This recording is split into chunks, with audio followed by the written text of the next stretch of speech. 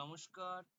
WB SSC যে new notification জারি হয়েছে 2025 সালে, সেই নিউ নোটিফিকেশন নিয়ে আজকের এই ভিডিওতে আমি কিছু তুলে ধরতে চলেছি। এই যে নিউ নোটিফিকেশন জারি হয়েছে, এখানে অনেক কিছু পরিবর্তন হয়েছে। ডব্লিউবি এসএসসির যে নতুন বিজ্ঞপ্তি এসেছে, সেখানে ডব্লিউবি এসএসসি তে কি পরিবর্তন এলো সেটা আজকে এই ভিডিওটির মাধ্যমে একটু তুলে ধরবো। পরীক্ষার সময়টা কি তুলে ধরা হয়েছে সেটা তুলে ধরবো। কত নম্বরের পরীক্ষা হবে সেটা তুলে ধরবো। ইন্টারভিউতে কত নাম্বার থাকবে সেটা তুলে ধরবো। এবং 2016 সালে যে পরীক্ষা হয়েছিল তার থেকে কি পরিবর্তন এলো, কি চেঞ্জ এলো, এবং সমস্ত কিছু আজকে এই ভিডিওটির মাধ্যমে আপনার সামনে তুলে ধরতে চলেছি। এটা হচ্ছে কলকাতা গেজেট। এখানে শিডিউল 2টা প্রথমে তুলে ধরি, ক্লাস 11 and 12 প্রথমটা তুলে ধরি। এখানে টোটাল পরীক্ষাটা হবে 60 মার্কস, ওএমআর সিট অর্থাৎ ওএমআর বেসড রিটেন এক্সাম। তাহলে 60 মার্কসের রিটেন এক্সাম হচ্ছে। একাডেমিকে থাকতেছে এডুকেশনাল কোয়ালিফিকেশন 10 মার্কস। সেই 10 মার্কসের মধ্যে যাদের 60% অ্যাবাভ বিএ অথবা এমএ যেটাতে বেশি থাকবে সেখানে 10 মার্কস পাবে। বিলো 60 to 50 সেখানে 8 মার্কস পাবে। বিলো 50 6 মার্কস পাবে। আচ্ছা, তারপরে টিচিং এক্সপিরিয়েন্স এখানে একটা যোগ করা হয়েছে। টিচিং এক্সপিরিয়েন্সের জন্য 10 নাম্বার। এটা নতুনদের জন্য হয়তো প্রযোজ্য হতে পারে, তাও হবে না, কিন্তু 16 সালের জন্য মোটেও এটা সম্ভব নয়। কারণ সুপ্রিম কোর্টের অর্ডারই ছিল যে এজ রিল্যাক্সেশন ছাড়া কোনো ফ্যাসিলিটি তারা পাবে না। তো বর্তমানে যদি নতুন যে 20,000 সিট ক্রিয়েট হয়েছে যদি সেটাও ধরি, সেখানে নতুন ফ্রেশরা পরীক্ষা দেবে। তাহলে ফ্রেশরা যখন পরীক্ষা দেবে তার মধ্যে নতুন যদি তারা টিচার, তারা যদি ট্রান্সফার নিতে চায় বা নতুনভাবে পরীক্ষা দিতে চায় তবেই তো এক্সপিরিয়েন্সের ব্যাপার। আমার মনে হয় বর্তমান যে পরিস্থিতি, ঢামাডোল পরিস্থিতি, কোনো পার্মানেন্ট টিচার আর নতুন পরীক্ষায় বসবে বলে আমার মনে হয় না। আপনাদের অভিমত কমেন্ট বক্সে জানাবেন। আচ্ছা, তারপরে টিচিং এক্সপিরিয়েন্সটা কি না, পার ইয়ার 2 মার্কস করে, বুঝতে পেরেছেন। তারপরে থাকবে ওরাল ইন্টারভিউ, অর্থাৎ ইন্টারভিউতে রাখছে 10 নাম্বার আর লেকচার ডেমনস্ট্রেশন রাখছে 10 নাম্বার। তাহলে এটা টোটালটা ইন্টারভিউর পোর্শনে পড়েছে। ডেমনস্ট্রেশন এবং ইন্টারভিউতে টোটাল 20 নাম্বার রাখা হয়েছে। অথচ টিচিং এক্সপিরিয়েন্স একটা যোগ করা হয়েছে 10 নাম্বার, আর একাডেমিকে সেখানে কমিয়ে দেওয়া হয়েছে 10 নাম্বার। যেখানে 16 সালের ছিল 35 নাম্বার একাডেমিক স্কোর, আর এখন সেটাকে টেনে নামিয়ে দিয়েছে 10 নাম্বারে। সেখানে ইন্টারভিউ ছিল 10 নাম্বার, এখানে 10 ইন্টারভিউতে করা হয়েছে 20 নাম্বার। বুঝতে পেরেছেন? যাই হোক, এটা গেল 9-10। সেম টু সেম 11-12 যদি আমরা লক্ষ্য করি, ক্লাস 11-12, তাহলে এখানে কি দেখতে পাবো না, এখানে দেখতে পাবো রিটেন পরীক্ষা 60 মার্কসের, একাডেমিক এখানেও 10 নাম্বার রাখা হয়েছে, আর 60% পেলে 10 নাম্বার, তার অ্যাবাভ, তার থেকে কম পেলে 50-এর মধ্যে 8 নাম্বার, 50-এর নিচে পেলে 6 নাম্বার।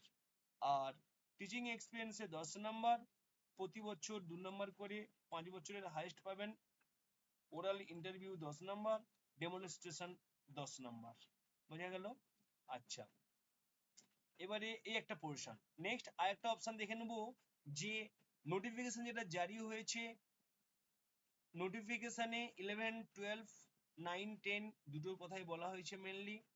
এখানে আমরা দেখতে পাবো যে opening submission of online application opening অর্থাৎ 16 জুন 2025 থেকে 5টা PM থেকে শুরু হবে, 14 জুলাই 2025 5টা PM পর্যন্ত। আচ্ছা, তো রিটেন এক্সাম সেটা জানিয়ে দেওয়া হবে সেপ্টেম্বর, অর্থাৎ সম্ভবত ফার্স্ট উইক সেপ্টেম্বরের দিক করে হবে, দিয়ে দিয়েছে। The written examination will be held in the first week of September, অর্থাৎ সেপ্টেম্বরের ফার্স্ট উইকে হবে 2025-এ। জাস্ট এক্সাক্ট ডেট ওটা নোটিফিকেশন নোটিশ করে বলে দেওয়া হবে, কবে অ্যাডমিট কার্ড দেওয়া হবে, কি ব্যাপার সমস্ত তুলে ধরা হবে আস্তে আস্তে করে। আর এখানে একটা জিনিস যেটা দেখে নিতে হবে যে ফিজ, অর্থাৎ ফর্ম ফিল আপ করতে গেলে আপনাকে তো ফিজ দিতে হবে। সেটা পোস্টটা হচ্ছে 9, 10 এবং 11, 12 দুটোর ক্ষেত্রেই বলছি। জেনারেল এবং ওবিসি দের জন্য 500 টাকা করে ফর্ম ফিল আপ করতে হবে 9, 10 এবং 11, 12। আর যারা এসসি, এসটি বা হ্যান্ডিক্যাপ তাদের জন্য 200 টাকা করে ফর্ম ফিল আপ করতে হবে। আচ্ছা, এবারে যেটা প্রশ্ন রয়েছে, খুব ভাইটাল একটা প্রশ্ন, যে এজ রিল্যাক্সেশনের ব্যাপারটা কি হলো। এজ লিমিট দেখুন বলে দিয়েছে, এটা 9, 10টা বলছি প্রথমে, যে মিনিমাম 21 বছর বয়স হতে হবে, ম্যাক্সিমাম 40 বছরের মধ্যে হতে হবে, এবং যারা আদার্স অর্থাৎ এসসি, এসটি, ওবিসি তাদের জন্য 5 বছর ছাড়া হয়েছে, আর যারা হ্যান্ডিক্যাপ তাদের জন্য 8 বছর ছাড় দেওয়া হয়েছে। আচ্ছা, দ্বিতীয়ত এখানে দেখতে পাচ্ছেন আদার্স স্টেট থেকে যারা, তাদেরকে 5% মার্কস, সেটা একটা ব্যাপার, রিল্যাক্সেশনের কথা বলা হয়েছে। তারপরে এজ লিমিট বলেছে যে 1 জানুয়ারি 2025-এর মধ্যে 21 থেকে 40-এর মধ্যে হতে হবে।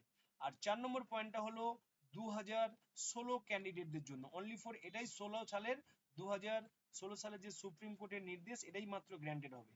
এই যে রিল্যাক্সেশন উইল বি গিভেন দেখতে পাচ্ছেন, সেখানে যে 3/4/2025 on the honourable supreme court যেটা বলেছিলেন যে অনলি ফর এজ রিল্যাক্সেশন ছাড়া আর কোনো ফ্যাসিলিটি পাবেন না, কোনো এক্সপিরিয়েন্স কোনো কিছু পাবেন না, এই সুপ্রিম কোর্টের এই অর্ডারটাই মানতে হবে। অর্থাৎ যদি কারো বয়স হয় 59 বছর, তিনিও এই পরীক্ষায় বসতে পারবেন, যারা 16 সালের ক্যান্ডিডেট। তাহলে এই জায়গাটা মোটামুটি অনেকটা বোঝানো গেল বা বুঝতে পেরেছেন।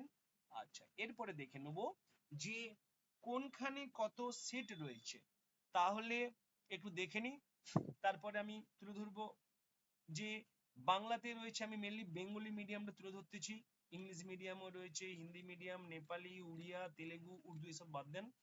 তাহলে বাংলাতে রয়েছে ফিমেল মেল মিলে 2090টি সিট, ফিমেলে শুধু রয়েছে 786টি সিট, ইংলিশে রয়েছে 2078টি সিট, আর ফিমেলে রয়েছে 798টি সিট, হিন্দিতে রয়েছে এই সিট, উর্দুতে এই সিট, সাঁওতালিতে কোনো সিট নেই, নেপালি ইত্যাদি কোনো সিট নেই।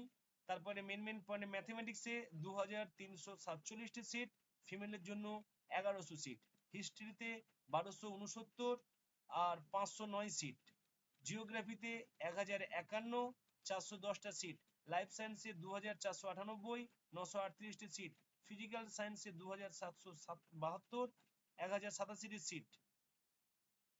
আচ্ছা, এটা কোথায় গেল না, এইটা হলো অনলি ফর 9, 10, এটা 9, 10 এর জন্য এই সিটগুলো রয়েছে। আচ্ছা, এবারে আচ্ছা শুধু 9, 10টা এখানে রয়েছে, ঠিক আছে।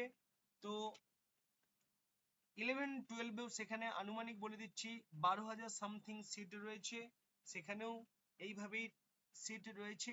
আর ব্যাপারটা হচ্ছে এরপর যে চেঞ্জ, কতটা কি চেঞ্জ হলো সেটা তুলে ধরি আপনার সামনে।